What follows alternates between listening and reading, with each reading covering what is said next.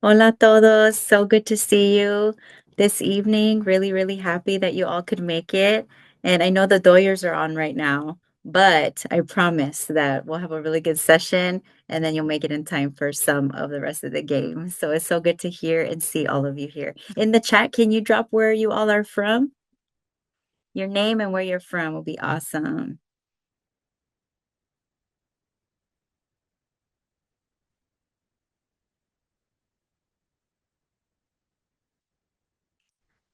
All right. Santa Maria, Montana, Los Angeles, Redwood City, Bakersfield, Oxnard.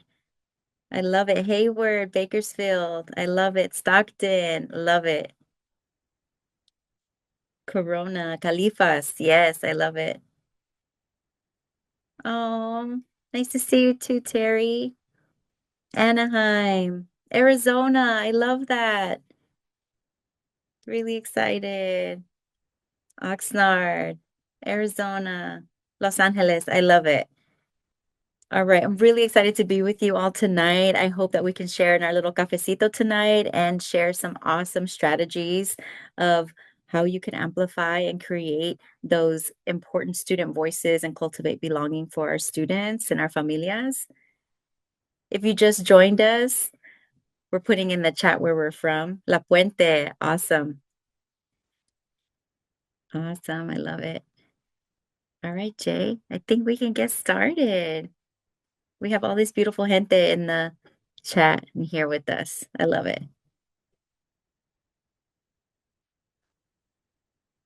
All right, because we have to do connection first before anything. We're going to do a little bit of roses and thorns. So, in the chat, I invite you to tell me a rose, something fun or something awesome that happened this week. Or you can also tell me a thorn, maybe a challenge that you faced this week. It could be professional or personal, whatever it is you want to share. I'll give you a couple minutes to think through that, and then we'll have you share in the chat. Go for it.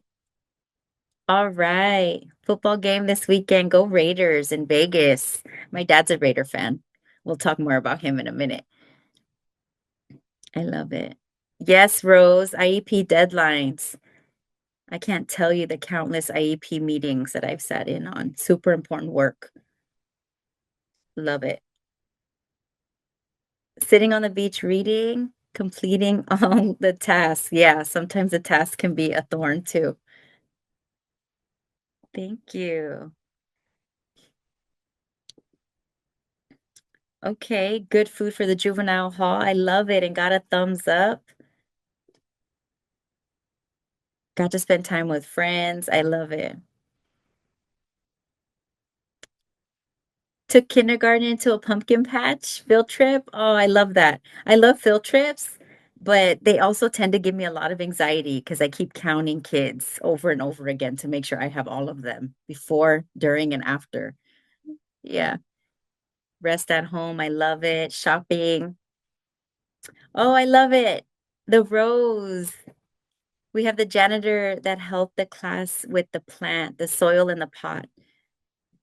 Maruchan to our second grade class. I love it. Choosing the name for your plant.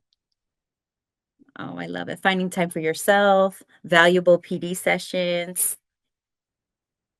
Gorgeous. I love it. Seeing a former student, that's always my favorite.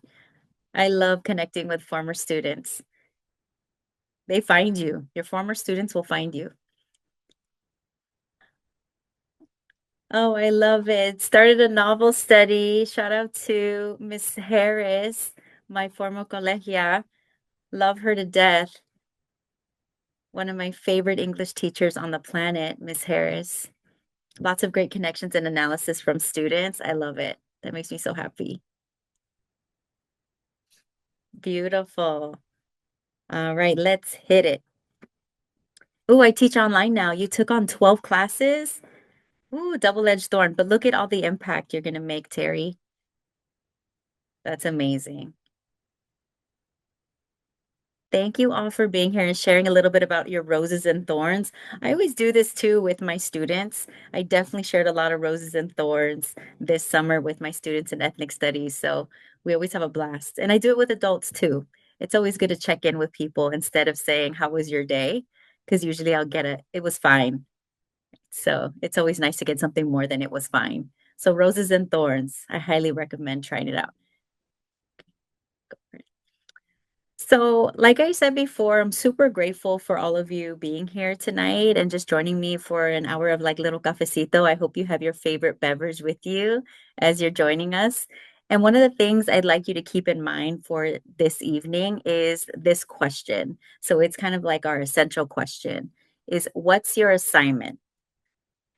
So as you think about what's your assignment, what you do and how you show up, two very different things.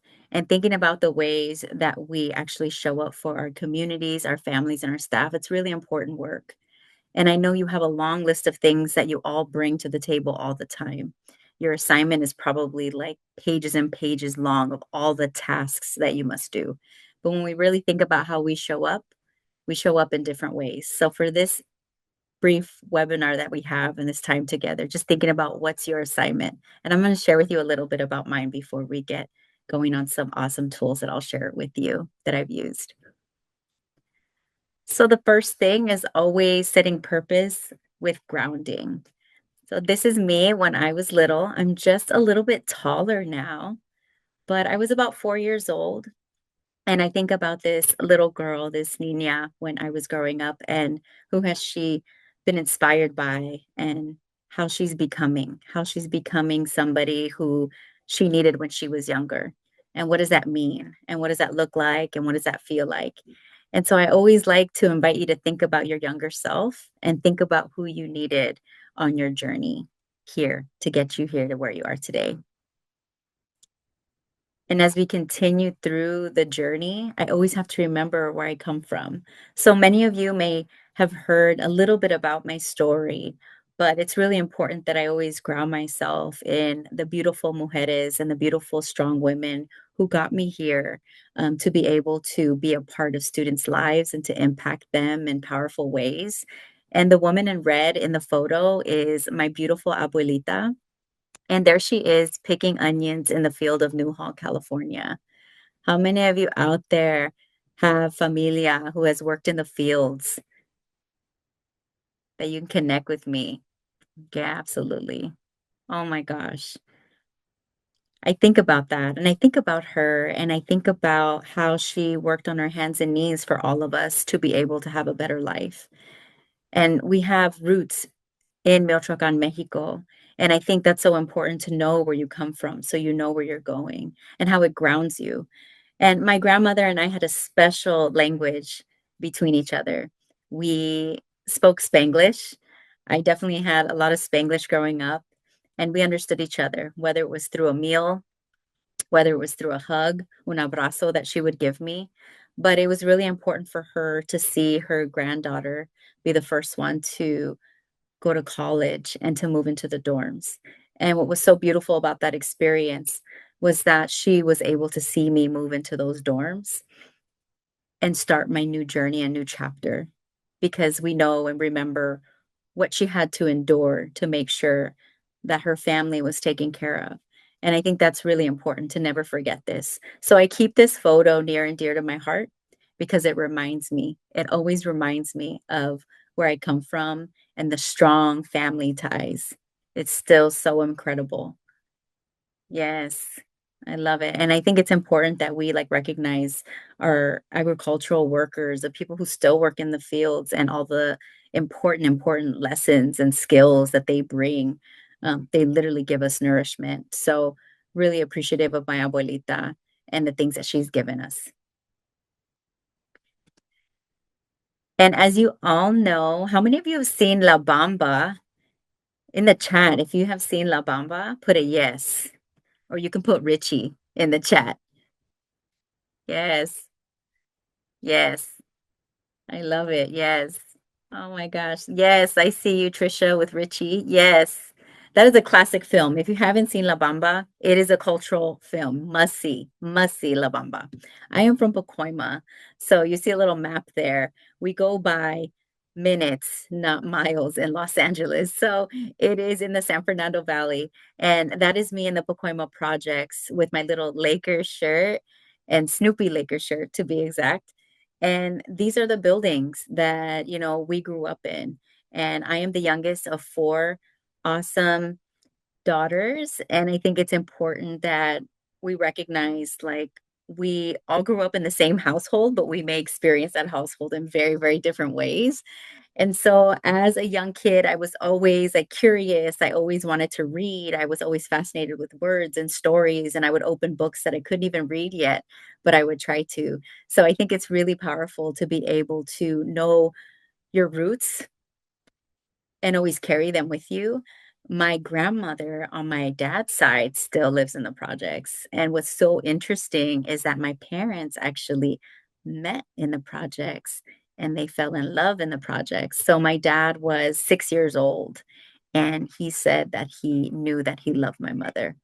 So I think it's really, really cool is that in the projects, there's love there, there's solidarity there, there's family there, there's deep roots there.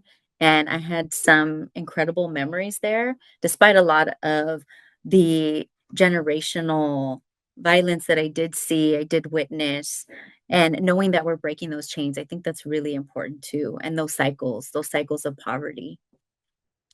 And so as we continue through like the journey of where I come from and who I am, I also recognize that my journey through school, it really, really started from hanging around like awesome peers who really had a fascination with school, awesome teachers who really, really pushed me. And it was my third grade teacher, Mrs. Moreno, who was so incredible and so inspiring and encouraging. And she saw something in me and she definitely told my parents and advocated for me, like, Mija's special. She has something in her. And I think we should get her into gate. I think we should like test her and see, what are her interests and really push her academically. And I think at that moment, I didn't realize how that shifted and changed the trajectory of my entire life. And so as I'm going through school, and as I'm experiencing all of these beautiful journeys and all these different chapters, I also recognize that my parents also struggled.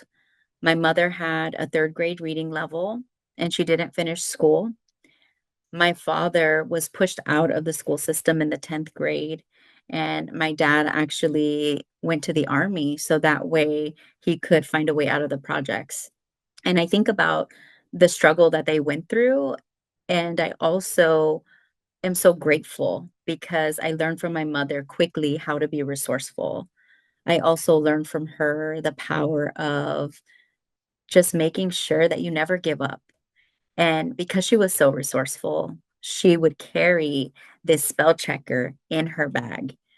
And anytime she didn't know how to spell something, anytime that she didn't know something, it was this spell checker that I would remember her pulling out of her bag because she was like, I do want to learn and I have no shame. And that was so important for me to see what that means to not care what other people think, to still strive for greatness, to have confidence. And that's power and understanding that.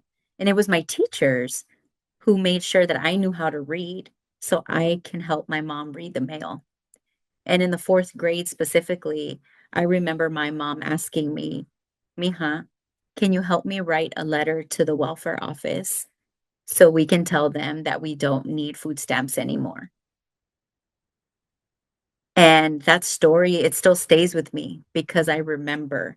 I remember sitting at the kitchen table. I remember I had the big pencil and I'm like sitting there with her, putting this letter together. And those are the things that I remember how school was liberating for my family and how I may not have started off at a different point than my other peers did. But my dad always told me, he always said, Mija, My first introduction to school was kindergarten, and he said, Mija, you're a woman, you're brown, and you don't have a lot of money. We don't have a lot of money. You have to be 3 times better than everyone else. You have to push. You have to be the best. And I always took that. That was my first advice coming into school. And I don't know about you, but usually, right, the messaging is like when you're starting school, have fun, have a blast. But going in as a 5-year-old, I was like, okay, I have a lot riding on this. And when you're 5, you're like, I got to learn everything I can. And I need to make sure that I really, really take advantage of these opportunities in education. I read as many books as possible. I make sure that I try my best and I ask all these questions. And I think going to school was really important for me. And now looking back on my mom's photo, I think about her face and I also think about my mom and I and how much she was my first teacher. She had like street education. She can navigate her way through anything. She raised 4 daughters. She worked multiple jobs. She was a caregiver and she cared for other people. And I think about her strength, her resilience.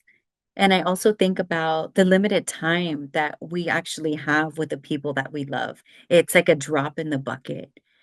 And when I was 20 years old, when I was in, college at UC Riverside, shout out to Highlanders, any Highlanders out there, if you went to UCR. During that time, I was navigating like a whole new chapter for my life. And what was so interesting about that was I thought that everything would always be okay because I was like, I have my village of support. And usually, when everything is going right, what usually happens when everything is going right? Everything's going smooth sailing. You already know how it goes. Everything's going smooth sailing, and there's always like a big, like something, some event that's like a turning point in your life. And so I remember vividly when I was a sophomore in college, taking my mother to the emergency room because she wasn't feeling well. And little did I know that it would change the trajectory of our lives forever. At that point, my mother was diagnosed with stage 4 cancer. And we had such a finite time. Like the doctors didn't give us a long time in terms of her prognosis. And at that point, it felt really hopeless. And if any of you have been touched by cancer or a terminal illness or being a caretaker, caregiver for somebody in your family, you know that it's not just that person who's experiencing this like illness. The rest of the family also carries that with them. And so I was heartbroken losing my mother at such a young age in college. And one of the things that she shared with me was that she was so sorry that she wouldn't be able to make it to my college graduation as much as she tried to hold on. And so, about a quarter before my graduation, I actually stopped going to class. I stopped going to class for weeks. I wanted to give up. I was done. I had this epiphany like, why am I doing any of these things? All of these degrees and awards for what? If I can't share it with the one person who brought me into this world, if I can't go on this journey with her, then there's absolutely no point. And so, in that low point of my life, it was my professor, my English professor, who actually cared for me in such a way that was so incredible. And she was my hope sparker. And if you can think of anybody who's your hope sparker, this was mine. And I have a village. Dr. Tiffany Anna Lopez. I think she works at UC Irvine now, but she is in the middle bottom center of the slide there. She changed the trajectory of my life. She made sure that she let all of my professors know that, Cassandra's going through a lot right now. She just lost her mother. Can you please give her some grace, extend her some grace? And you know what was so beautiful about that is when I wanted to give up, she definitely gave me the encouragement and inspiration to continue. She told me, Your mom may not be here for the ending, but she will be with you throughout your journey. And she was actually the first person to give me a hug during my mother's funeral. So it was her going above and beyond. It is how we emotionally care for our students and support them and back them up. And also, she still held me accountable. She was like, "You are going to finish. You are not going to give up. You're going to apply to grad school. This is important work, and you are carrying a legacy now." And I remember that. Like, we are literally changing and shaping lives of students that are in our seats, that come into our classrooms, that come into our schools. We could be shapeshifters for them. We can help them actualize their beautiful potentials in ways that we can't even imagine. And then also acknowledging they may have so much going on. And I never like to share my story. I definitely always sat in the back of the class. My last name is Villa, so alphabetical order. You sit in the back, you put your head down, pórtate bien, and it was always just like, do your work, because my mom was always like, don't make me come up to the school. And it was just like, you do what you need to do.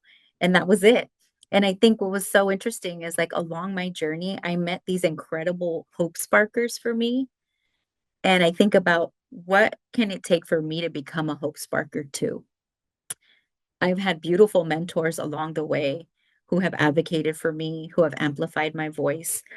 Shout out to Dr. Carl Cohn. He was a former superintendent of Long Beach Unified School District. He is still my mentor to this day. And he helped me get through my PhD program when I thought that I didn't belong because I didn't have enough experience yet in education. He really, really pushed me in my thinking and told me to be confident. And it was my other mentor, Dr. Garcia Ramos, who advocated for me to get an adjunct professorship over at Pepperdine University in their graduate school. And Dr. Rios, who many of you may know, he was like, Amiga, hermana, you need to share your story because there's so many people like you. There's so many little Cassandras like you who may need to hear your story and be inspired by the tenacity, the strength to keep going. Échale ganas. You keep going no matter what. And there's so many times when I have navigated workspaces where I've always kept a part of my identity to myself, and you keep your story to yourself because of this fear of being too vulnerable in the workspace. And to be quite honest with you, that has been my superpower. My story and sharing my story with students, that has made me so real to them. And to this day, they're like in their 30s, they're getting married, they're writing me messages on Instagram, and they're like, I still remember when. Thank you so much. I appreciate everything you have done. And you know that feeling when a former student comes back and they tell you how much that you have impacted them, it changes you forever. And I think about those moments. And this is the impact. This is the impact. On the left, we weren't even in a school setting, but fun story. These are my two former students from my first school in South Central. So after 17 years, my first starting story as a baby teacher was at View Park High School in South Central. And the most beautiful population, the most beautiful group of students I've had the privilege of experiencing and learning from and learning with and teaching, and they found me at a concert. So this photo is actually us at a festival because they saw me in a crowd of thousands of people, and they were like, they used to call me Mama Via because I always brought this like mom and tia energy. And I was always keeping them accountable to all the high standards and the papers I would make them write and all the essays. But it was so funny because in the crowded space, they called my name. So sometimes it could be a cringe moment, and other times it could be like a moment of like, who is that? Who is calling me in this crowded space? Whether you see them at the grocery store, you see them outside, right? They know you. They will remember you. You may not remember all of your students, but they will remember you as their teacher. And they came up to me and they were so excited because they were like, "You always used to play Erica Badu in class." And I said, "You're right, I did. I would always play her in class." And that's who we actually went to go see. And the beautiful young lady on the left, she is now doing mental health services in addiction with people struggling with addiction. And the beautiful young lady on the right there, she actually went to Brown University and became like this amazing math teacher and does amazing work with like math and curriculum and technology. And I think about those kids. I think about them all the time. And now that they are so grown and so amazing, I also think about the impact. COVID really did a number on all of us. How many of you have taught during COVID or you were still working during COVID and you had this hybrid situation? That was fun, right? Do you remember? This was actually the first time I met these students that were in their graduation regalia. The first time. We were online. They were my AP students. And this is the first time that we saw each other outside of a little box. And it you can even make these connections through a computer. It was the little messages I would send them, or a little package that I sent them for student of the month, or it was just, a one-on-one Zoom session where I told them how proud I was of them and that they need to keep going and to keep pushing. So the impact is real. Always sharing your story, I encourage that, and I know that sometimes it could be, right, a little bit hard to open up, and it took me years to get to this point where I could just, like, tell everybody, like, "Hey, this is my story," but it starts in little small increments. It can be something as simple as showing, like, a photo of, like, a family outing you've been to, and, allowing your students to see a glimpse of you and all of your humanity. I think that also really helps build those connections because you don't want them to be anybody but themselves, and you don't want to be anybody but yourself. And bringing your whole self to the classroom or to schools or to education spaces, that's what the students love to see. And social emotional learning is so much more than a set of strategies every Monday for 30 minutes or 5 minutes or 5 minutes a day. There's so many things that go into social emotional learning. And the first thing is like developing those deep connections. And the number one connection is with yourself. And so as we continue with the need and the impact, one of the amazing frameworks that has always kind of been my center focus and my North Star is Moss Bloom. So taking Maslow's hierarchy of needs and Bloom's taxonomy and merging them together simultaneously, where they don't have to be either or, they can be both. And I also want to give a shout out to the Blackfoot people because the Blackfoot indigenous people are who Maslow was actually inspired by. And so this is deeply rooted in indigenous work that they have been doing for years and years and years before we read about them in our education courses. And so understanding how we can really actualize students' potential and for them to see themselves in an asset-based lens when we merge these two together. They don't have to be separate. You can have the high levels of expectations and the high social emotional support at the same time. And so what that looks like is making sure that we continue with these authentic connections all the time. And so just reiterating a couple things is that social emotional learning is not a set of strategies that you may do, like a fun Friday. I know it because I used to do like a fun Friday and I was like, okay, this is your social emotional piece. But it's really about how you're creating these spaces for emotional health of students through their work. So teaching them strategies of self regulation, guiding them in forming caring relationships with themselves and with their peers. And with their peers is tough because I come from secondary, a secondary space where you have a lot of teenagers with a lot of different opinions and a lot of different things that they have to say. But understanding how we create community could look something like having support systems when students are presenting in front of the class. And so when I had students sharing and presenting this past summer, my students who were presenting alone, I always offered a space where I said, I will stand there with you while you present. And if you get scared or if you get stuck or if you get nervous, I'm literally standing right next to you. So you know I have your back and you just give me a look and then I will help you with the next piece. And then the students knew, like in the audience, they would always share positive feedback that they heard.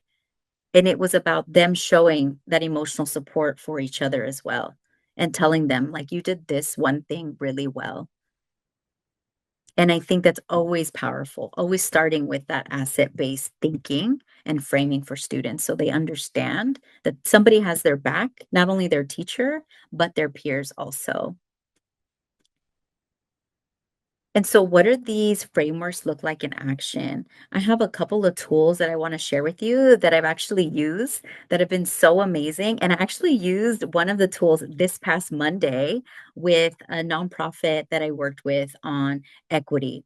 And it was so mind-blowing how something so simple really transformed the space. So once I shared my story, I invited them to also, and I use the word invite because you always never know how much somebody will want to share or not share at all. But I always invited them to share a piece of them.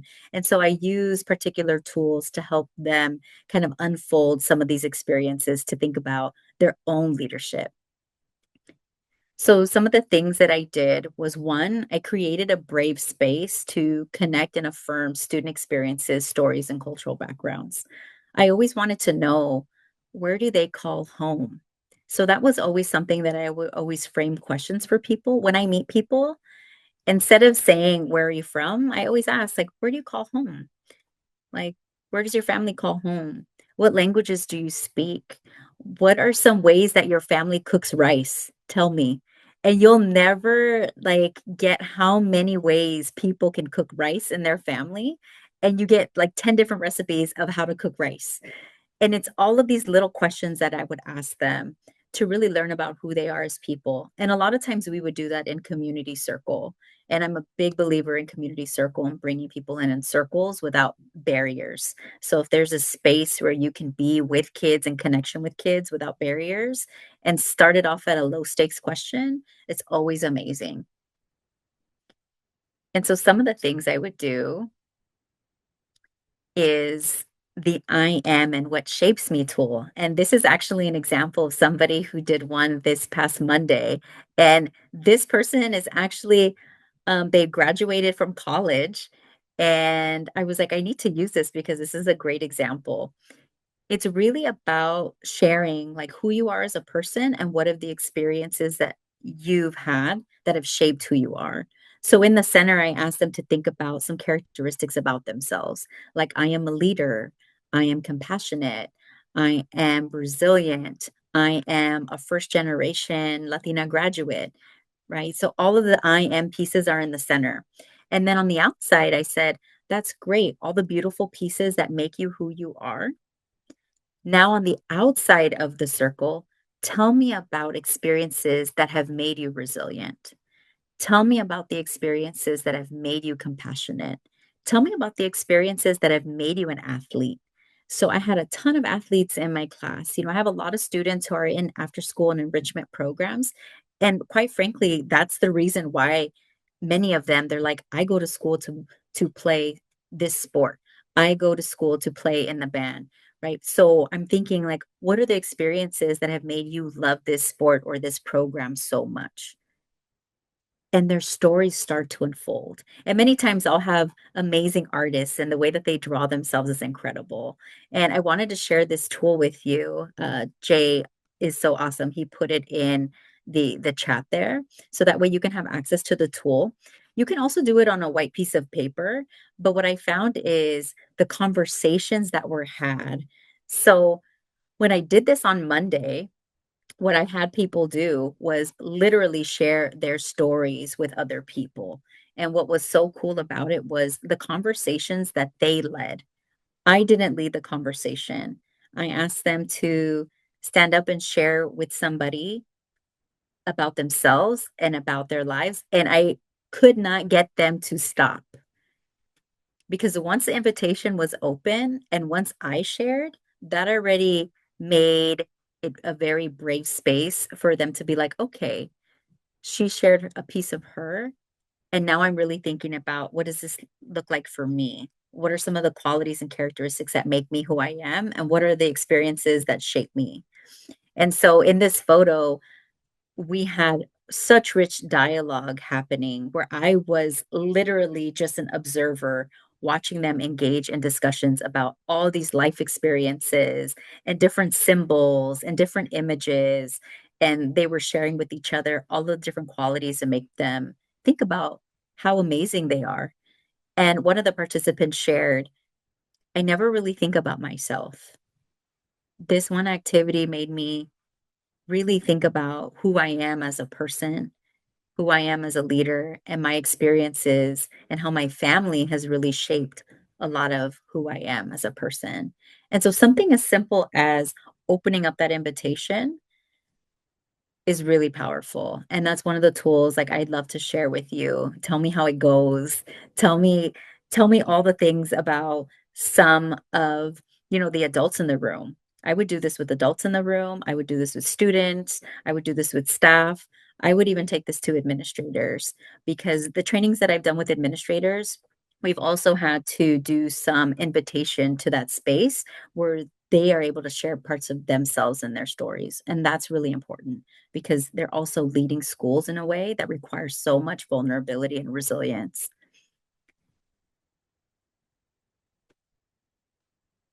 And so the next thing I think that is really powerful in just creating those social emotional connections is FaceTime with students, things that don't even require technology. To be quite frank with you, I did a lot of speed dating in my classes. I've done a lot of speed dating in my trainings with administrators where they talk to multiple people at once. And do a lot of low stakes questions. You can make them content based, but I really start off with something simple, like tell me about your favorite memory growing up. And they'll talk to multiple students at once. No phones required, no fancy gadgets, no fancy apps. And this was actually taken from one of my ethnic studies courses during the summer. And the students were always saying, how quickly does time pass by?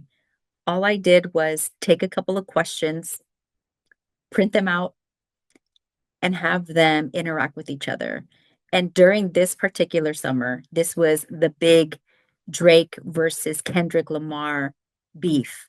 So if you all remember that, it was epic.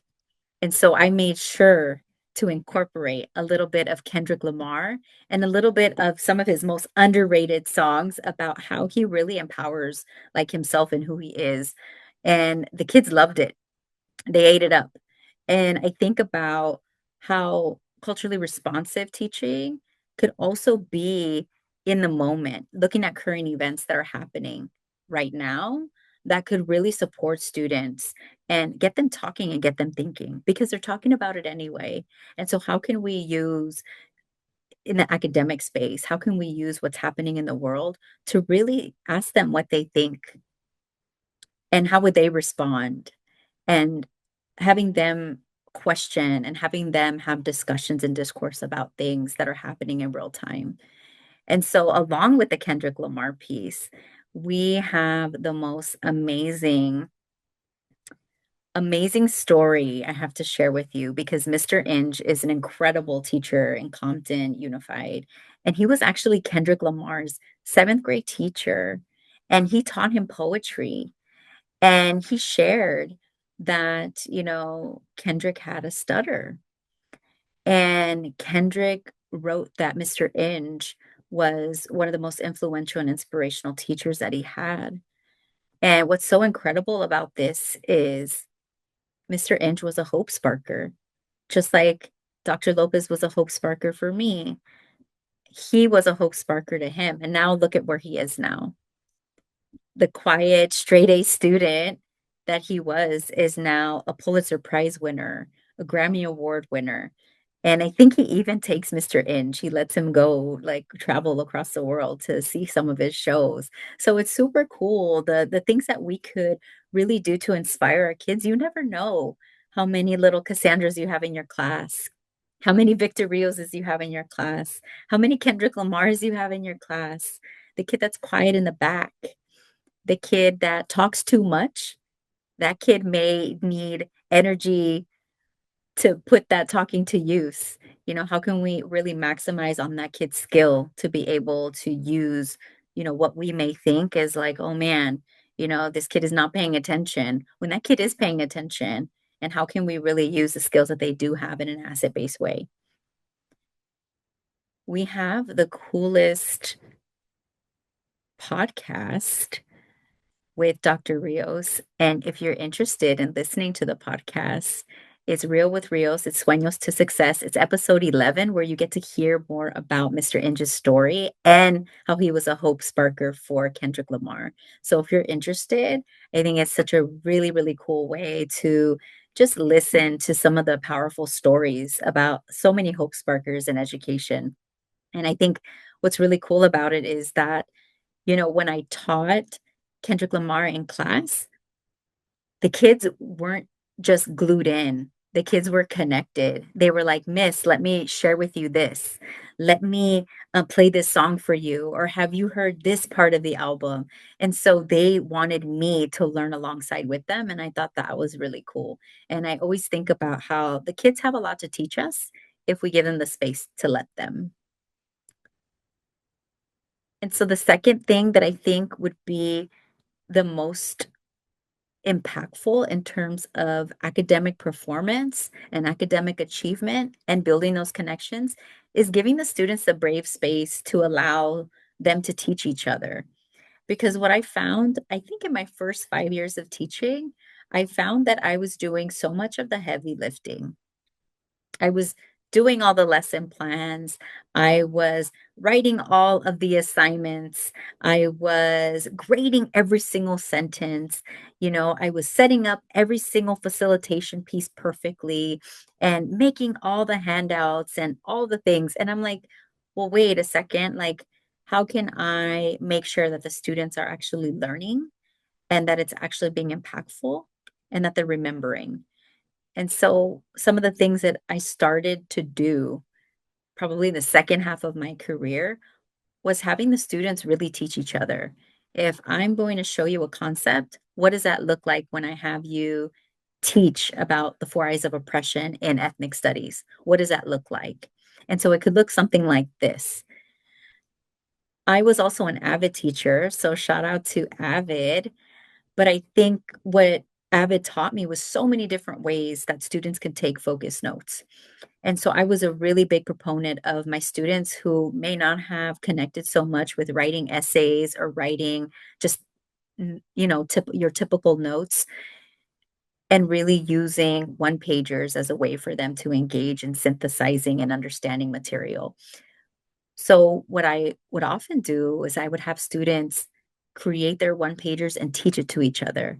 I want you to teach this concept to your partner, and then I want your partner to teach it back to you, and I want you to add on more.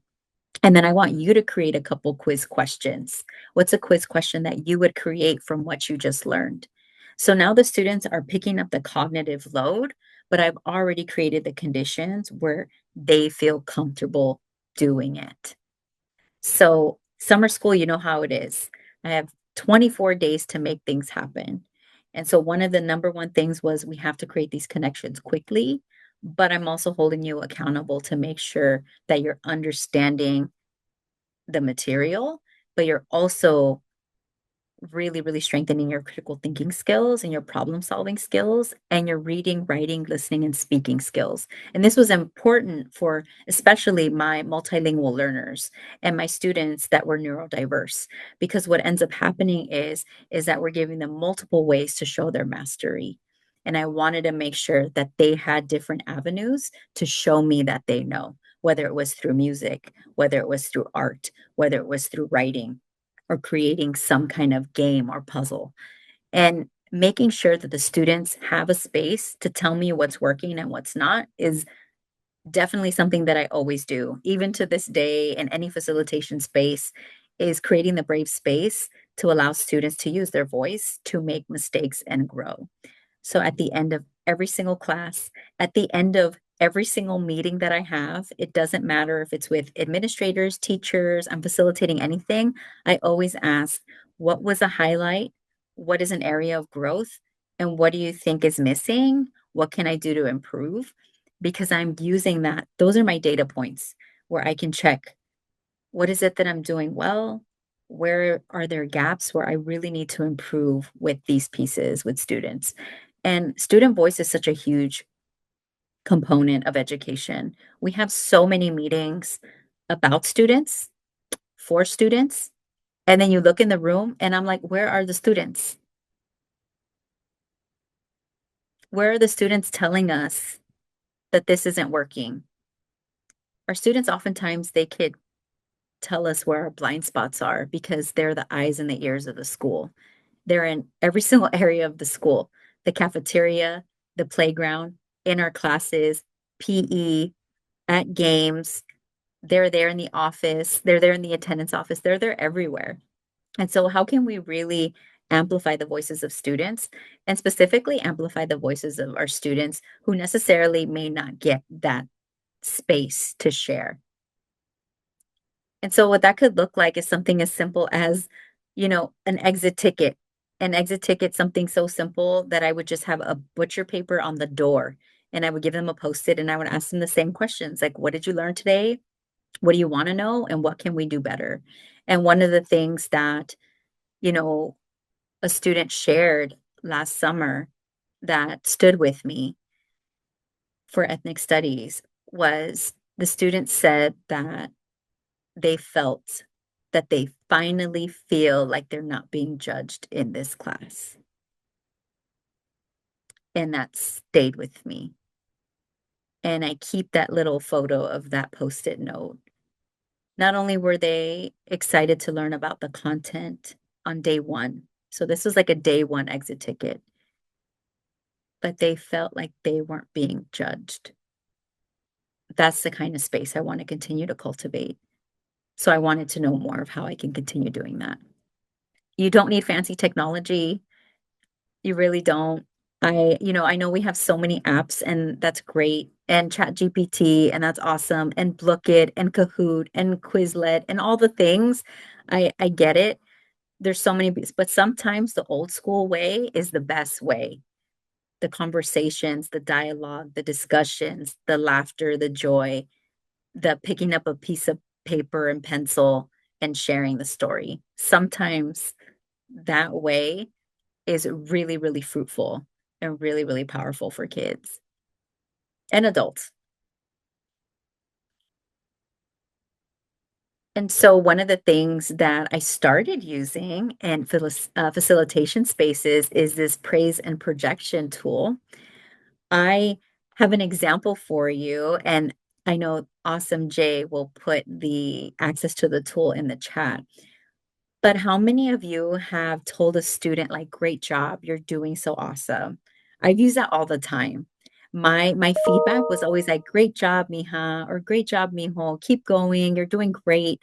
That was usually my feedback, in a lot of ways. And what I learned as I was exploring more with the framework for Moss Bloom is that accountability piece for that rigor needed to be part of that praise. So the praise and projection tool could be used something like this. Like you write the student's name or the adult's name, because this is great for adults as well. You can tell them, today I noticed, tell them what you noticed during the class period. Today I noticed you led a conversation in your group, which shows that you are a natural facilitator. So tell them what you are seeing in them. And then the last part is, and someday, here's the projection part. You could lead groups of people for a special purpose.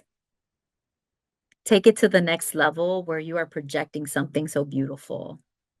Your student who loves to talk all the time, maybe they talk over you, maybe they get too excited. You know what? You can say, and someday you can be an amazing attorney. Someday, right, you can be an amazing litigator, a district attorney, because you can convince me of anything. And so how can we use what the students do bring to the table through an asset-based lens and really project something powerful for the future. And so this is a projection tool that Jay will put in the chat, and it can be quick. It can be something so simple. And what I love it is that it's not just limited to students. It's not just limited to students, but I'm a teacher at heart, so I like things I can use tomorrow. So the I am tool and the I notice something tool for praise and projection, that's something that I can use tomorrow. I can literally print it out and I can use it tomorrow to really engage in conversation with students. And that's really good just to make people feel affirmed and to be encouraged, like to keep going and not to give up. And I especially like to see when staff members use it with each other because adults need love too. I think that's the part that oftentimes as staff members, teachers, educators, all of us in the building, from our janitors to our incredible, attendance workers and paraprofessionals, like we need love too. They need love too. They need love and to be affirmed because oftentimes they're overlooked and they're the glue of the school. Office managers, it's everybody that contributes to the brave and safe spaces of our communities. And so these tools are not just meant for students, they could be used for anybody in your school community. And so just as we think through some of the pieces from today, just remembering that social emotional learning, it's not a program, it's not a book, it's not AI, it's not just one strategy. It's really thinking about how we could continue to connect on an authentic level, opening up, sharing our story, and also using tools that just require us to be like authentic in the ways that we're showing up for each other and for ourselves and for our students. So I just wanted to go back to our essential question from earlier because I think that's really important. I asked you at the beginning of the hour, what is your assignment? And now I want you to think about what is your assignment? How do you show up? So I'm going to give you like 30 seconds to ponder that. And in the chat, I invite you to type in what is your assignment? Go for it.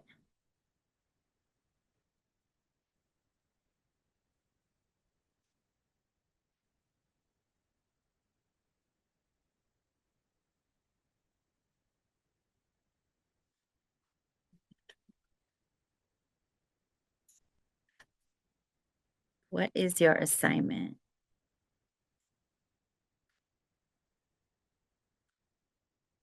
Thank you, Terry. Show up every day for my kids to inspire, lead, and learn together to shape all of our futures. I love it. That's beautiful. Ready to support. I love that, Myra. If you stay ready, you don't have to get ready. You remember that song? Do you guys know that song? Or am I showing my millennial age? Yeah. Mm-hmm. Sherry says to show up for my kids, really listen to them, even when they're saying they may have nothing to do with what they're doing. Yep. I love it. Being vulnerable and sharing about your own, yeah, dyslexia, ADD helps students become the best version of themselves to do anything they wish to do. I love it. Show up and smile. Yes, Ashley. Sometimes they just need a smile. Culturally responsive. Share your story, Adira. Absolutely. Oh, Miss Harris, to listen, adjust, support, and help students see the whole scope of possibility that awaits them. I love that. The whole possibility. Anything's possible. Maite says, help students fulfill their potential. Carlos, use your own superpower. You have it already.